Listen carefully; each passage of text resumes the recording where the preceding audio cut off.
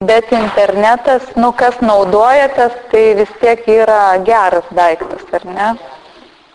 Kiek galima rasti informacijos, kaip lengva susisiekti, kaip lengva keistis informaciją. Failą nusiuntė ir viskas, o dabar, jeigu kažkas darosi horoskopą, jau pas mane tokia sistema, kad išsiunčiu elektroniniu paštu. Bet jeigu jau horoskope matosi, kad vandenis arba uranas pažeistas arba Merkurijus, tai beveik visada žinau, kad reikės papildomai, žmogus skambins, sakys, o kaip čia parsisiųsti, aš nemoku, o gal jūs galit man į diską įrašyti ir į namus atsiųsti. Prasideda problemos. Tai kažkaip reikia judėti pirmin, aš savo mamos irgi niekaip neįtikinu, kad reikia, vis sakau, viskas mokysimės, bet vis jinai randa kitų darbų. Bijai vilko neik į mišką, ne? Kiek čia yra priklausomų nuo interneto? Pakelkit ranką. O ar tas yra blogai? O kodėl?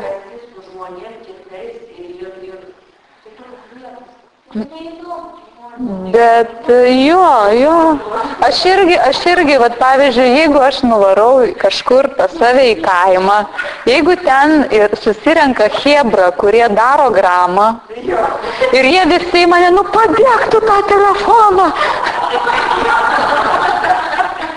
O man neįdomu su jais bendrauti, tai reikia,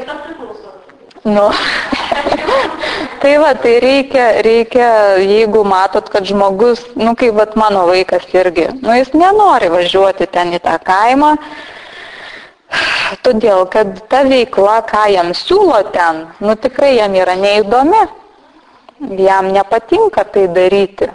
Tie senoviški žaidimai jo neveža taip, kaip mus veždavo.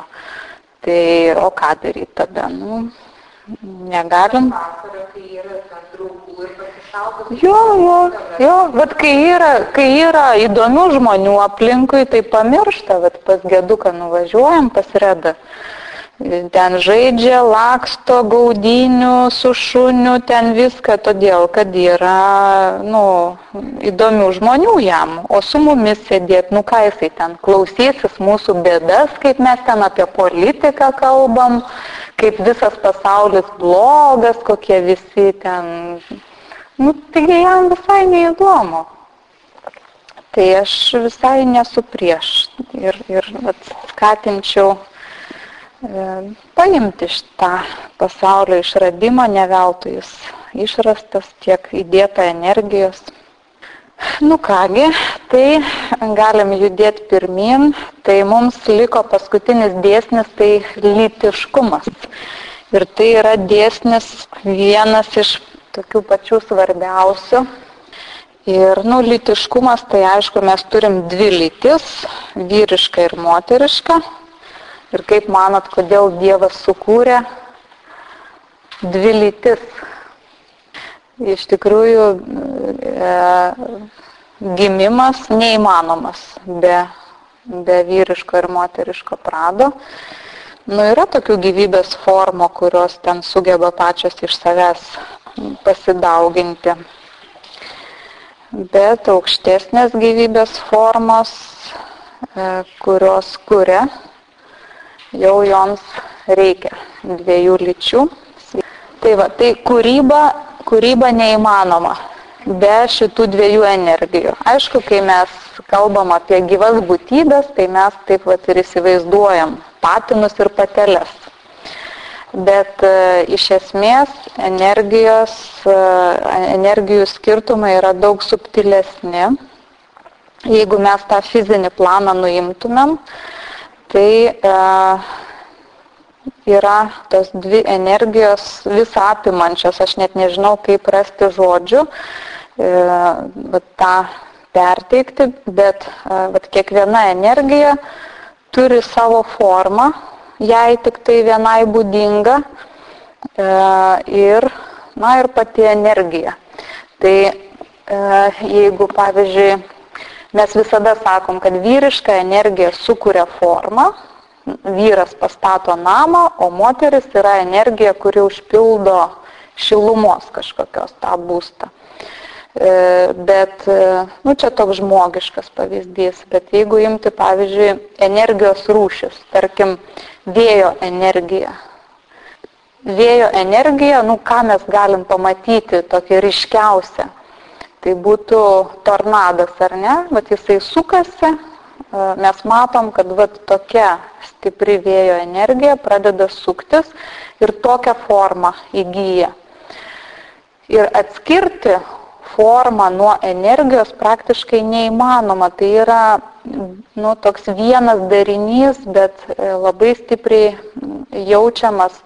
Yra kažkokia jėga, kuri suteikia būtent vėjui tą piltuvėlio formą ir jinai pilna yra energijos sukimuose.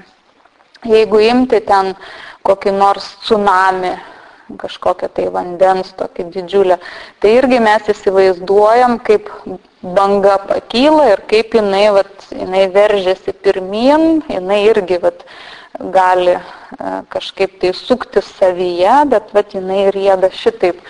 Yra skirtumas energijos tarp tornado ir tsunamio. Bet vandens energija, jinai turi kitokią formą. Ir irgi, negali atimti pačios energijos, pačios jėgos, šitos struktūros. Ir visame kame mes energiją žymiai lengviau galim suprasti, todėl kad mes ją kaip ir matom. Matom vėją, jaučiam vandenį, matom, jaučiam ten saulės energiją, mes kaip ir jaučiam šviesą, matom. Bet formą dažniausiai mes kažkaip net nesam linkę atskirti formos nuo energijos, nors iš tiesų tai yra du skirtingi pradai. Ir įdomiausia tai, kad žmogaus protas irgi turi vyrišką ir moterišką pradą. Ir mes dažniausiai taip vadinamo vyriško prado nematom, nejaučiam. Jaučiam tik tai moterišką pradą. Tai kai žmogaus paklausė, mes darydavom tokias meditacijas, kai sakydavau, užmerkite akis tam ir pabandykit pajausti, kurioj vietoje yra jūsų aš. Jūsų esmė, jūsų dvasia. Ir būdavo įvairių atsakymų. Vieni sakydavo ten širdį, kiti galvoje. Bet, kai mes ieškom to savęs, ko mes ieškom savyje? Mes ieškom, kur yra protas manyje. Mano sąmoningumas, mano sąmonė. Tas, kuris gali kažką suprasti. Taip, mes suvokiam, kad dvasia lyg tai yra tai, kas kažką suvokia, gali mąstyti, būti sąmoningas, ar taip, ar ne taip. Ar tiesą sakau? Kai, pabandykit, galit užmerkti akis ir paieškoti, kur esu vidinis aš. Kas aš toks esu, kur aš esu.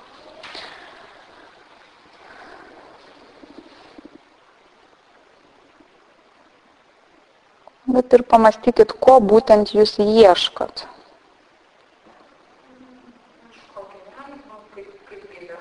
Kažkokios gyvybės, kažkokio jausmo, kur yra tas kažkas gyvas toks, ar ne? Ir visą laiką mes ieškom protu. Mes suvokiam, kad ta būtybė, kuri gyvena mano fiziniam kūne, jinai yra protinga, sąmoninga. Ir mes kažką veikiam ir sakom, aš darau. Ten aš skaitau, aš klausausi. Taip, nors realiai mes tai darom per fizinį kūną, bet daro kažkas kitas. Tas, kuris mano viduje. Ten aš klausausi paskaitos, realiai suvokiu, kad mano ausis girdi, bet kažkas viduje tą informaciją virškina. Ten mintis laksto, analizuoja, čia įdomu, neįdomu, gal čia numikti, o gal pasikonspektuoti. Tai vat, ta būtybė viduje, jinai tokia labai judri yra. Ir jinai visą laiką, gaudo patirtis, gaudo mūsų pojūčius per prisilietimą, per regą, per uoslę. Vat jinai gauna daug signalų ir su tais signalais kažką viduje daro, toks labai greitas, lakstantis kažkoks tai žmogutis viduj. Aišku, jeigu čia jūs jau pažengę, jūs jau sakot, ten ieškau kažkokios gyvybės, ten kažkokio pojūčio ir panašiai, kokio žemesnio lygio žmogaus, kai paklaustum, kas tu esi, tai žmogus pradėtų įsivaizduoti, pradėtų pasakoti, kad aš esu kūnas, aš esu stilius, aš esu charakteris, koks aš esu, čia mano išraiška, tiesiog toks išorinis suvokimas savęs. Mes jau suvokiam, kad yra kažkas vidinis, bet vis tiek tai yra ta energija, kuri visą laiką juda, jinai kažką daro, kažką. Bet kodėl jinai daro tai, ką jinai daro? Kodėl jinai vienu metu fiksuoja kažkokius pojūčius, kitu metu analizuoja juos, kitu metu daro kažkokius, verčia kūną daryti kažkokius veiksmus. Kodėl? Todėl, kad viduje yra dar vienas aš. Ir tai yra tas vyriškasis pradas, taip mes jį galim pavadinti.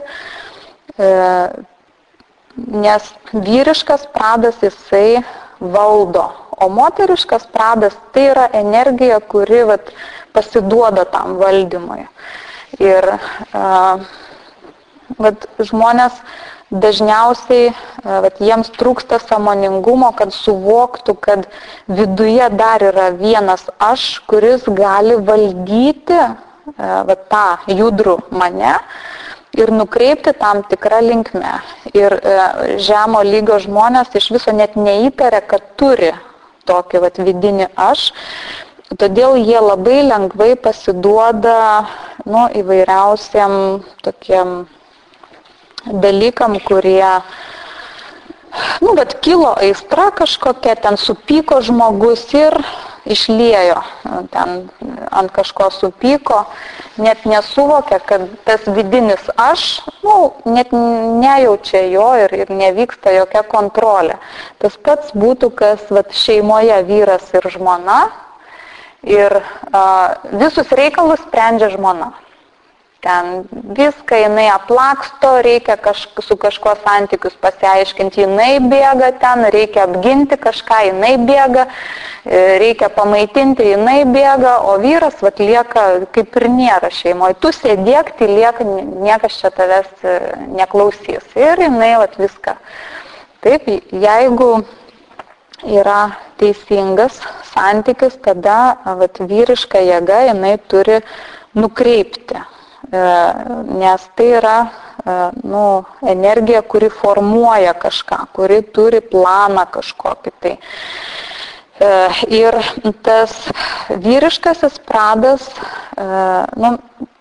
labai norėjosi man prieš paskaitą, šiaip tradiciškai taip ir sako, vyriškas pradas ir moteriškas. Taip norėjosi sugalvoti kažkokį terminą, kad nesakyti vyriškas arba moteriškas, nes tai yra nesąmonė iš tikrųjų. Nes tada žmogus pradeda galvoti apie savo šeimą ir ten pradeda išieškoti visokių ten niuansų, visokių, kad o jeigu taip, iš tikrųjų čia turėtų būti kažkokie kitokie terminai. Visada moteriškas pradas tada lieka kažkuom žemesnis, nors iš tikrųjų čia kalba eina ne apie tai, kas aukštesnis ar žemesnis. Bet tas didysis aš, galim pasakyti, didysis aš ir mažasis aš. Tai tas didysis aš ir yra ta mūsų atma. Tai yra ta dieviškoji prigimtis, tas tobulas, visiškai tobulas pradas, vat, kas buvo astrologijos kurse, mes piešiam tokį kiaušinį ir kol žmogus yra nesąmoningas, tą visą kiaušinį mes nuspalvinom juodai, vat trūksta žmogui sąmoningumo, jis visas yra pasąmonėje ir elgiasi tada. Elgiasi jis tik tai vat tuo mažuoju aš. Ką mažasis aš užsigeidė, tą jisai ir daro. Noriu tą darau ir, žodžiu, jokių nėra paaiškinimų, aš, vat, kokia man mintis atėjo, tą aš ir veikiu ir vat, nėra visiškai jokio sąmoningumo. Kaip gyvūnas. Nori jisai sisioti, sisioja čia pat, nori ten dauginasi čia pat, vat visiškai jokio nėra sąmoningumo. Kai žmogus pradeda sąmoningėti, mes trynėm po truputėlį nuo viršaus, valiam tą juodą spalvą, kol galų gale visas kiaušinis tapo baltas. Tai reiškia, žmogus nušvito, tapo visiškai tobulų, dieviškų, būtent jis atskleidė savo tą didįjį aš, va, tą pradą, kuris yra dieviškas. Ir kai žmogus pasidaro toks sąmoningas, tada vat, įvyksta tobula jungtis tarp va, to mažojo aš, kuris tvarko visus reikalus, ir didžiojo aš. Jie tada susiliejo visiškai į vieną jungtį ir yra visiškas toks žinojimas, ką aš darau, kodėl aš darau, ir visi veiksmai darosi kryptingi. Ir šiandien kaip tik buvo toks labai gera iliustracija būtų. Žodžiu, vienas žmogus ten parašė laišką, ten astrologiškai kažką mes žiūrėjom ir žodžiu, toks klausimas buvo. Ten. Žodžiu, mirė senelis. Ir jinai, ta moteris, jinai buvo viena su tuo seneliu. Mirė tas senelis ir po kelių valandų tik tai jinai ten suvokė, kad jis mirė, ten nuėjo kažkam pasakė, močiutei turbūt, ir žodžiu, ir klausimas būtų toks. Čia mano gyvenime yra didelė trauma, ką tai reiškia, kaip pašalinti va, tą kažkokią tai psichologinę būseną, dabar aš visada ten jau moteris metuose ir žodžiu, ką daryti ir ką tai reiškia, jeigu būni šalia žmogaus, kai jis miršta, žodžiu, va, toks. Tai, o astrologiškai pas ją yra juodas mėnulis šauly, tai yra idealizacija arba puikybė. Šiuo metu idealizacija. Ir ką jinai idealizuoja va, šitą įvykį. Kad buvo taip ir man tai yra toks svarbus įvykis ir dabar aš nebegaliu gyventi, nes va, čia yra va, viskas, va, tiesiog toks svarbus įvykis, aš laiminga būti negaliu, va, man psichologai negali padėti, jokie ten metodai. Tai mes ką suvokiam? Suvokiam, kad žmogaus tas didysis aš visiškai nekontroliuoja mažojo aš. Ir žmogus vat, gyvena vat, tokiuose kažkokiuose neaiškiuose dalykuose. Ką reiškia, kai tu būni šalia mirštančio žmogaus? Ką reiškia? Taigi gimimas ir mirtis yra tas pats stebuklas. Ką reiškia, jeigu tu dalyvauji gimdyme? Ką tai reiškia? Pabuvai šalia, taip, ten palaikėjai žmogų, ten moteriai sunku, ten, pirmas pamatėjai tą vaiką, taip, bet aš irgi atsimenu, kai gimdžiau, atrodė, aš tą akušerę myliu ir ten, bet po gimdymo ir nesykio ir nesutikau aš jos, ir ką, mano vaikas, aišku, gyvenimą nugyvens ir nežinos, kas ten priėmė, tai čia irgi lygiai tas pats, ar žmogus išeina, ar ateina, tu pabuvai šalia, bet tai nėra, tiesiog ta idealizacijos yda, jinai yra tas juodas fonas, žmogaus nesąmoningumas. Jeigu žmogus būtų sąmoningas, jisai išanalizuotų situaciją, jam pasidarytų aišku, kad čia, įvyko toks dalykas, milijonam žmonių taip nutinka ir nėra ko sureikšminti ir va tas didysis aš, jisai nukreiptų tą mažai aš nesiblaškyti ir dabar gaunasi, kad tas įvykis kaip atpirkimo ožys. Taip, kad žmogus ar tingi, ar nemoka būti laimingu ir atpirkimo ožį turi. Todėl, kad šalia mane senelis numirė. Todėl aš. Tai, tiesiog, kaip mes nesąmoningai tą darom. Bet čia, nesmė. Iš tikrųjų, šitas klausimas, tas lytiškumo klausimas, vyriškos ir moteriškos energijos klausimas, yra svarbiausias mums magijoje dėl to, kad tai yra pagrindinis aspektas, kuriuo mes galim kažką kurti. Ne vienas dėsnis mums neleidžia kurti nieko naujo, tik tai būtent šitas. Tai, pats pirmasis kūrėjas tai buvo Dievas kūrėjas, taip?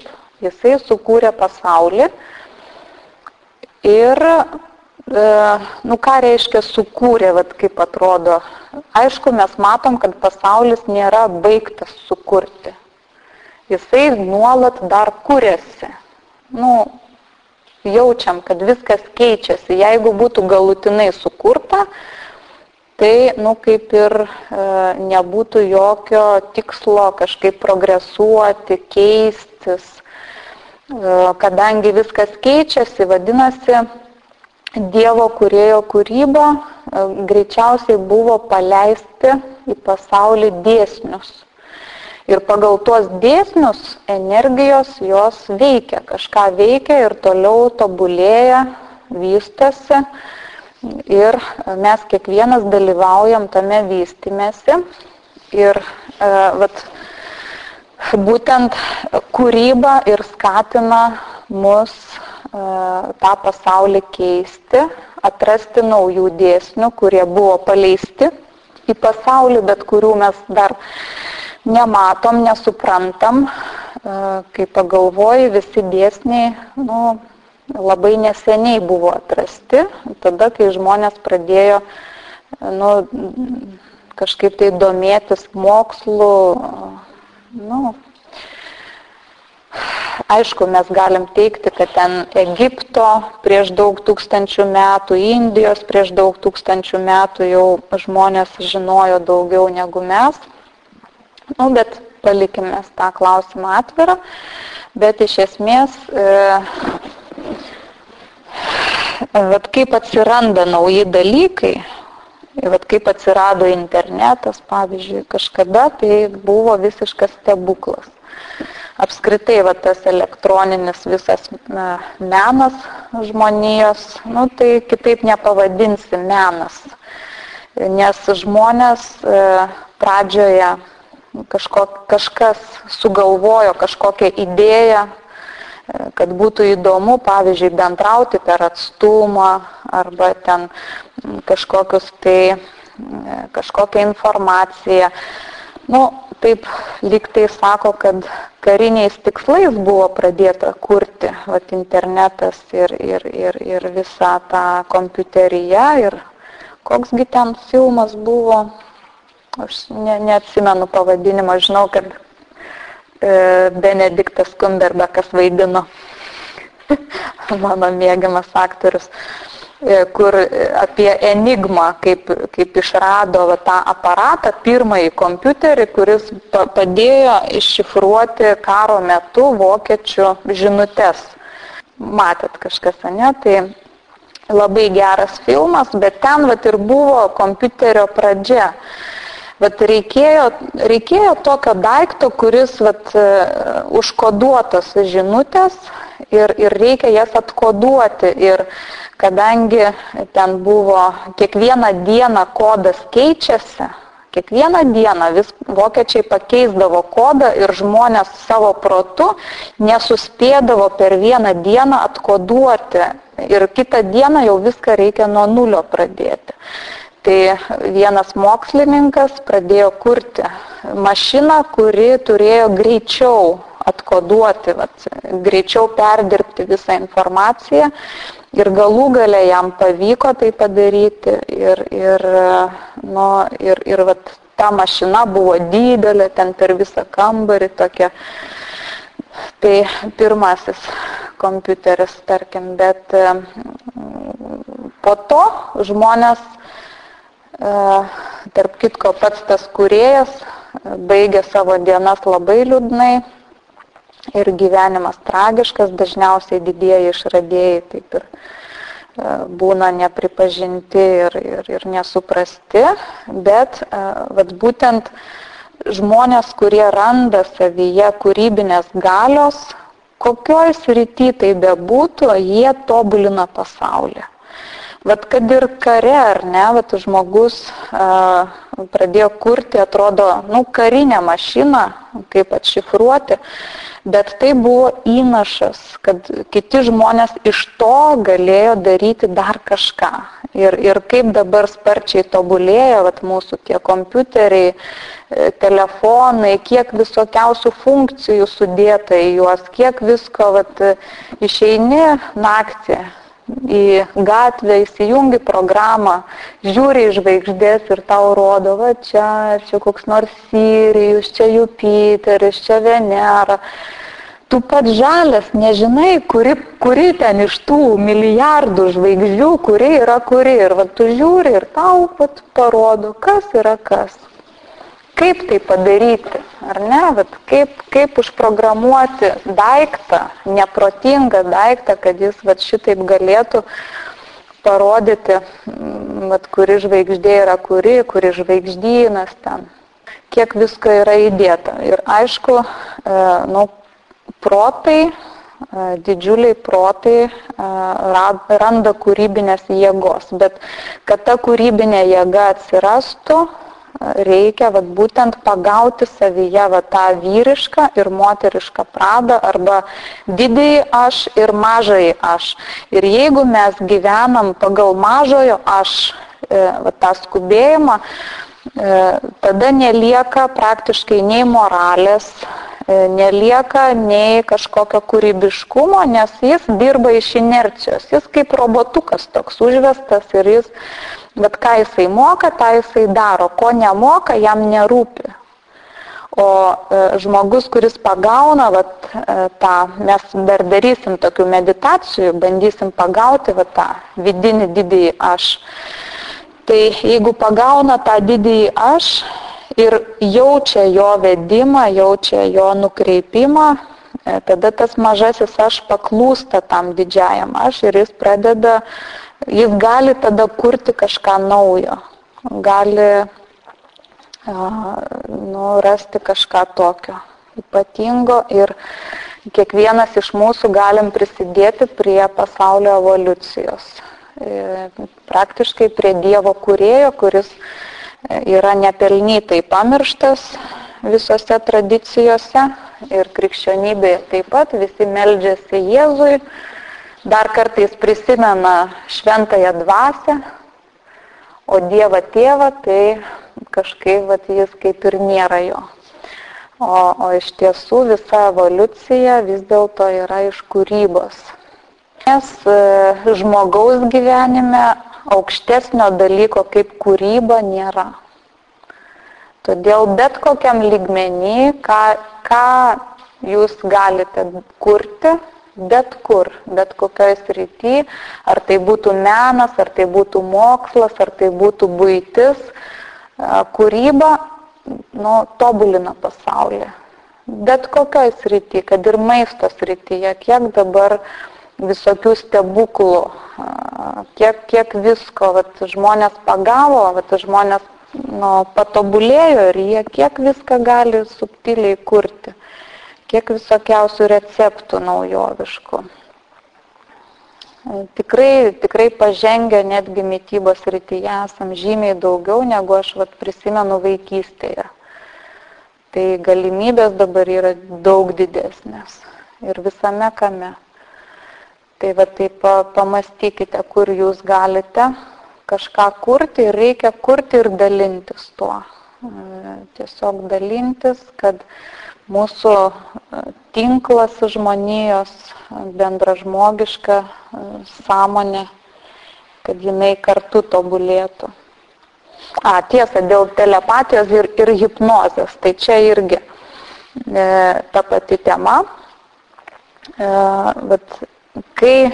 Jeigu, tarkim, kad ir meditacijų metu, jeigu aš sakau ten kažką daryti, jūs ten gulit šavasanoj, tarkim, ir aš sakau ten, ką reikia daryti. Tai ir jeigu jūsų tas aš paklūsta, jisai daro tai, ką aš sakau, tai reiškia, kad mano didysis aš, tiesiog įsiskverbia į jūsų esybę ir vadovauja jūsų mažajam aš. Ir tą dalyką irgi reikia žinoti, kad suvoktumėt, kada jūs patys einat, o kada jūs kažkas veda ir žiūrėti, kad nenuvestų kažkur, kur nereikia. Mes, aišku, meditacijos yra vienas dalykas, bet jeigu taip pat gali vesti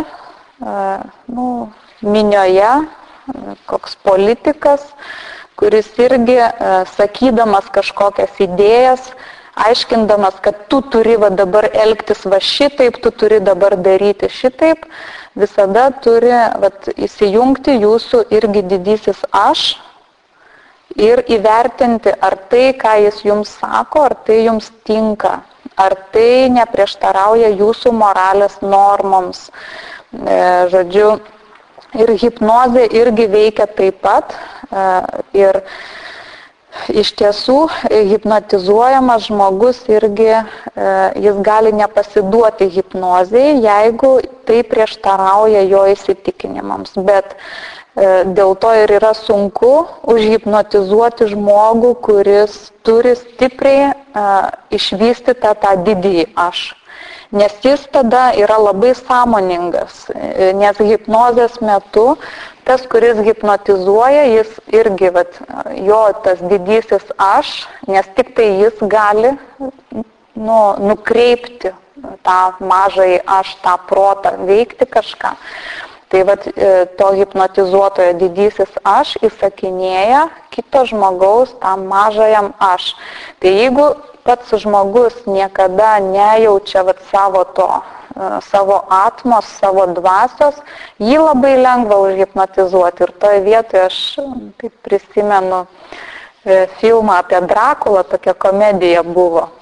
Ir, žodžiu, reikėjo tokį vyrą užhipnotizuoti, o jisai sako, ne, jums nepavyks. Ir, žodžiu, tas hipnotizuotojas, žodžiu, sako, aš to skaičiuosiu. Žodžiu, 1, 2, 3, ten tavo akis merkėsi ten ir jis tik tai pasako 1 ir tas,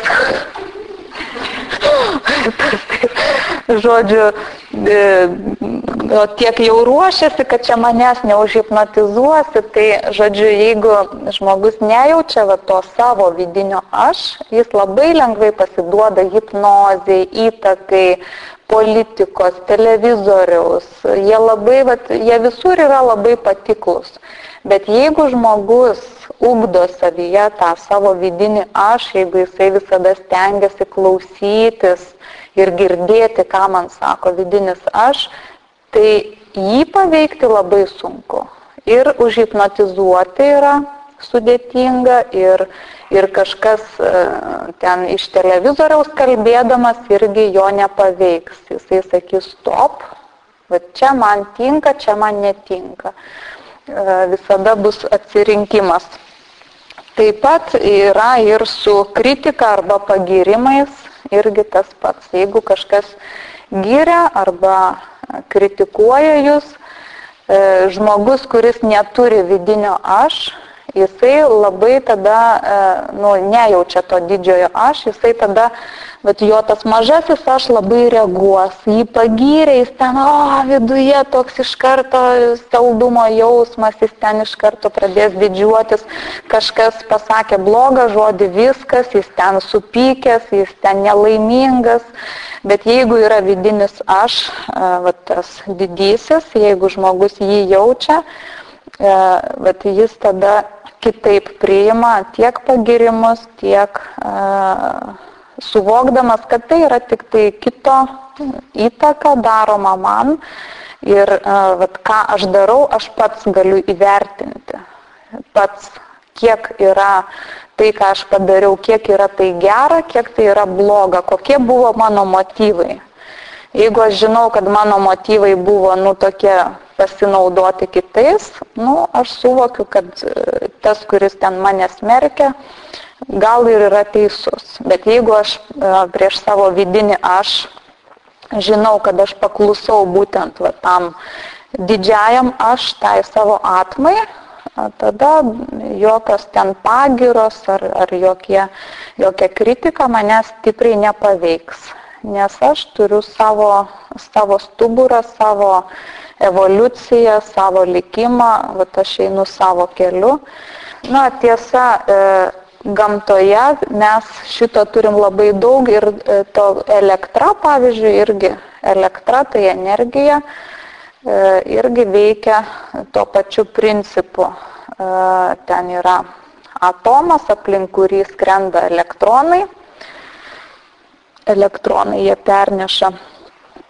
Žodžiu, ilgas ten procesas, galit dar pasidomėti, pasiskaityti dar sykį, kaip atitrūksta elektronai, kaip jie toliau eina.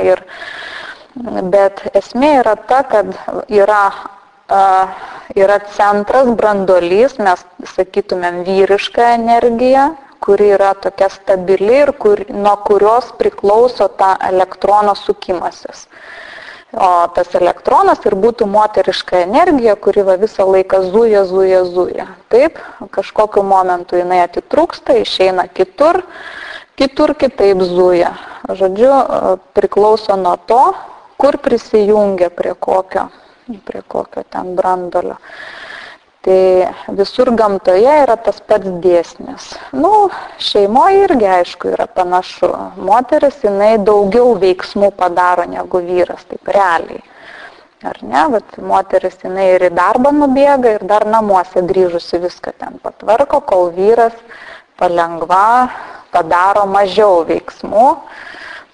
Tai dėl to ir tai mums gali atsakyti klausimą, irgi dažnai klausia, kodėl moteris dažniau vaikšto į visokias bažnyčias, dvasinius užsiėmimus. Tiesiog jų energija yra greitesnė, jos greičiau visur suspėja ir jos parneša energiją į šeimą ir maitina, tiesiog palaiko tą visą.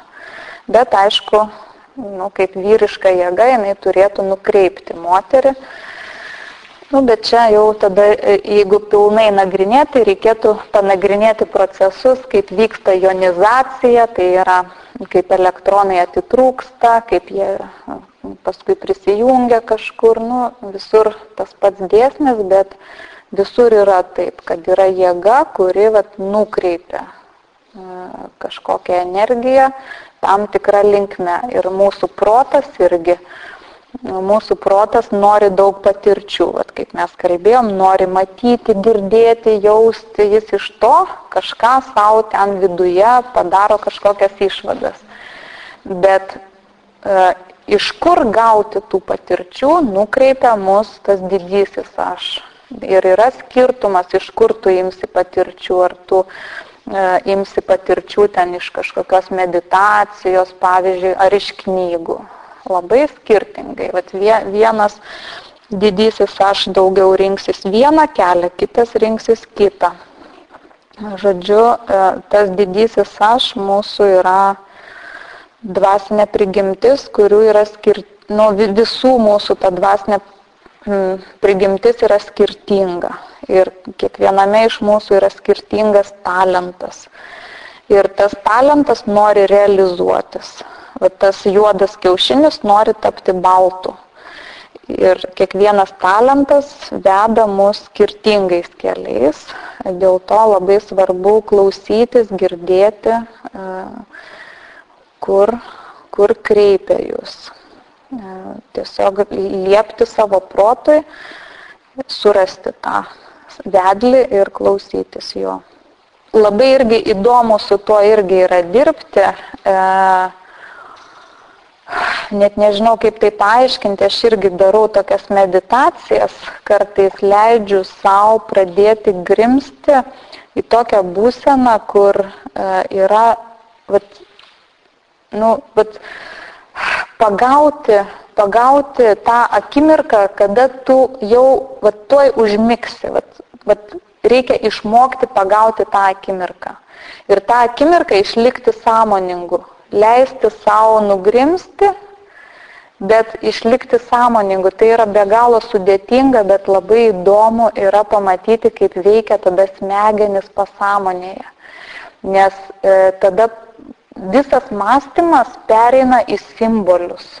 Ir tada atsiskleidžia simbolių prasmės ir kaip jie kūrėsi. Labai labai įdomus procesas. Tai jeigu šavasanoje kažkas dažnai nulūžtat, pabandykit, gerai nesiklausykite, ką aš sakau, bet pabandykit pagauti tą būseną, kada jau viskas, aš atsijungiu, bet aš esu sąmoningas. Ir tada labai įdomu ir praktiškai, jeigu tą dalyką ištyrinėti, tai labai lengva tada analizuoti sapnus. Nes sapnai yra grynai simbolių kalba. Bet kiekvienam mums simboliai yra visai kitokie, reiškia visai kitus dalykus. Ir savo sapnus analizuoti, aišku, yra lengviausia, nes tu žinai savo simbolius, bet aišku, jeigu tu žinai tos simbolius, jeigu tu jų nestudijavai, tai tada sunkoka, bet labai žodžiais net sunku nupasakoti, bet tai yra labai įdomus procesas, kaip pastebėti, kaip tada visas mąstymas eina ne konkretus, bet simbolinis, viskas lyg užšifruota ir tikrai pamatai, kiek dar yra proto neištirta, neištyrinėta. Tai aišku, jeigu taip nulūžta žmogus per šavasaną, tai jis jau nebegirdi vedlio, praktiškai jo tas mažasis aš irgi atsijungia. Jis tada jau nieko negirdi. Tada pasąmonės lygmenį kažkaip veikia, gali veikti. Tada jau visiškai žmogus yra absoliučiai tada nesąmoningas, bet pavyzdžiui, galima miegančiam žmogui irgi galima įteikti labai įvairių dalykų, ir namie galima bandyti mes. Tai bet apskritai, jeigu žinoti sankalpas, gal mes kokį užsiėmimą dar prisiminsim sankalpą, tai sankalpa yra, kai save žmogus bando įtikinti, bet yra metodas, kai galima ir kitą žmogų įtikinti, bet irgi veikia taip pat ir vaikams, pavyzdžiui, labai gerai veikia būtent tuo metu, kai jie jau pereina į miegą. Tai kai mes kalbėdavom apie sankalpą, tai taip ir sakydavau, kad pavyzdžiui, norit kažką vaikui įteikti, tai vakare pradėkit skaityti knygą, su juo skaityti ir po to jau, kai matysit, kai jau jam ten akis merkėsi, tokia pat intonacija, kaip jūs skaitėt, tokia pat intonacija, bet susikurti formulę, ką jūs norit įteikti ten. ką nors ten, bet kokį dalyką. Ir jūs tą formulę, tokią intonaciją vis tą pačią ir kartojat su intonacija, ten žodžiu, bet kartojat ir jis net nepajaus, kad ten kažkas pasikeitė, jam atrodys, kad jūs toliau skaitot, jis ramiai savo pradės lūžti ir miegoti. Bet jūs veiksite jo pasąmonę, jūs įrašysit jam formulę, kuri jam atrodys kaip sava ir jis gali pradėti elgtis kitaip, žiūrint, ką jūs įrašysit jam. Apskritai miegas yra labai toks dalykas. Miego metu mes labai stipriai keičiamės energijomis su tuo, kas yra šalia. Todėl labai nesveika yra miegoti su sergančiu žmogum, pavyzdžiui, arba su senu žmogum. Aišku, jeigu yra ten, pavyzdžiui, sveikas senas žmogus, jam galima leisti miegoti su anūku sveiku. Jų energijos tada persimainys, tas senas žmogus įgaus tokio optimizmo, tokio vaikiško kažkokios energijos, o vaikas įgaus kažkokios išminties, kažkokios ramybės, tokio, jie apsikeis energijom. Bet jeigu yra žmogus nesveikas ir jūs su juo miegat, jis ima iš jūsų sveikatą, ima energiją. Ir labai dažnai būna, kad labai net plačiai pradeda imti energiją. Jeigu namie apskritai yra ligonis, labai dažnai pradeda ir namiškiai sirgti nebūtinai tą pačią ligą. Mes nekalbam apie užsikrėtimą, bet arba labai senas žmogus, jeigu yra namie, tai jis pradeda imti energiją ir namiškiai kažkodėl pradeda jausti, kad jiem trūksta energijos, kad jie pasiligoja, savo ligomis serga, bet niekaip negali išgyti. O tas žmogus numiršta ir viskas, ir baigėsi visos problemos, ir visi atsistato. Tai miegas, jis, žiūrėkit, su kuo miegat. Netgi seniau būdavo toks gydymo būdas, senovės Rusijoje, karališkų šeimų nariai, kai jau pradėdavo ten senti, apsiligoti, tai net imdavo į lovą miegojimui, jeigu moteris, pavyzdžiui, pasiligojo, tai jai ten tarnaitės liepdavo miegoti, parinkdavo jaunas, sveikas tarnaitės ir liepdavo miegoti šalia ir iš karto energetinis fonas pasikeisdavo. Jeigu jūs atiduodate energiją savo, tai jūs vis tiek jos tada netenkat ir jeigu žmogus, kuriam davėt, jis neturi pats, jūs negausit energijos atgal. Tai dėl to, jeigu kažkas serga, reikia pačiam labai stengtis pasikrauti iš visur, daugiau išeiti pasivaikščioti, pabūt grinam ore, ten gerai maitintis, turit rasti naują energijos šaltinį. Nes iš ligonio, jeigu jūs atiduodat jam energijos, jūs iš jo tikrai negausite energijos. O reiki yra kitas dalykas. Kai žmogus duoda reiki, jis duoda ne savo energiją, o kosminę energiją. Tai reiki galima drąsiai duoti tiek sergančiam žmogui, jeigu jūs atėjot padėti sergančiam žmogui, galit dar to pačiu ir namiškiams duoti energijos, kad jie irgi atsistatytų. Taip, galima, kas turi reiki, patys gali pasikrauti savo čakras, pakrauti, arba jeigu jaučiat, kur yra išsiurbta, tą konkrečią vietą pakrauti. Čia jau pranas daugiau gali pakonsultuoti tą temą. Gal mes prie reiki dar grįšim kokiai keletai savaičių, vėl praną pakankinsim, perkrauti kompiuterį.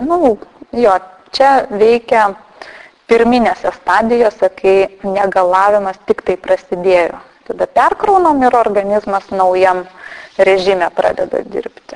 Jeigu jau yra liga įsisenėjusi, jau perkrovimas gali ir nebepadėti, jau reikia remonto.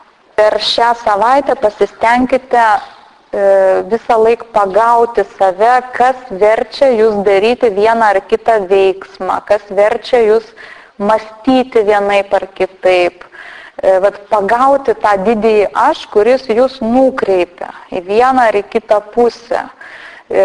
Vat visą laiką ieškoti ir pamatysit, kaip jūsų elgesys pradės keistis, kaip sumažės veiksmų tokių beprasmiškų, nes tas energija, jinai negali sustoti. Bet jeigu jinai negirdi savo to didžiojo aš, jinai ir sukasi.